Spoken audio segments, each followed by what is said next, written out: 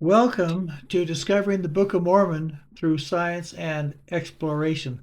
Have you ever had one of those wow moments when you're realizing you are seeing something that is far more than a coincidence? It happened to me when I was serving my mission in Bolivia and saw Lake Titicaca for the first time. I had to ask myself, what are these Mesopotamian reed ships doing halfway around the world from the Near East, in Lake Titicaca, in the middle of the Andes Mountains, and at an elevation of 12,500 feet above sea level? I found the answer in the Book of Mormon.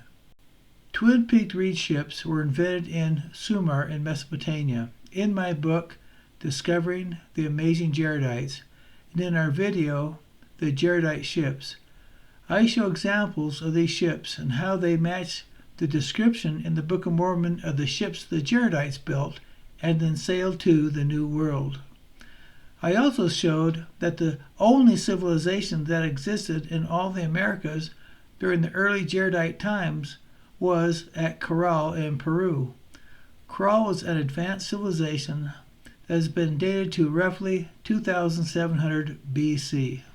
In Discovering the Amazing Jaredites, I provide evidence showing that the Jaredites migrated from the Pacific coast area, such as Caral, to the Lake Titicaca area known as the Altiplano at the time of the Great Jaredite Drought.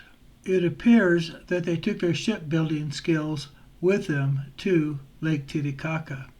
By analyzing the ages and reigns of the Jaredite kings, the Great Drought and the migration would have occurred around 1600 BC, the same time that archaeologists believe the Lake Titicaca area was first settled. A striking comparison between the technologies employed in ancient Mesopotamia and the Andes of South America was the reed ships fabricated by both civilizations. To this day, reeds are still used for building ships in Mesopotamia. Likewise, Torora reeds are still utilized for building ships in Lake Titicaca in both Bolivia and Peru. The famed explorer Thor Heyerdahl was the first to compare the reed ships of Mesopotamia to those found at Lake Titicaca in Peru and Bolivia. When Thor Heyerdahl first attempted to prove that the ancients could cross the Atlantic in reed ships using the Canary Current, he had a reed ship built by a boatman from Lake Chad in Africa. His ship, the Ra, broke apart at sea and had to be abandoned.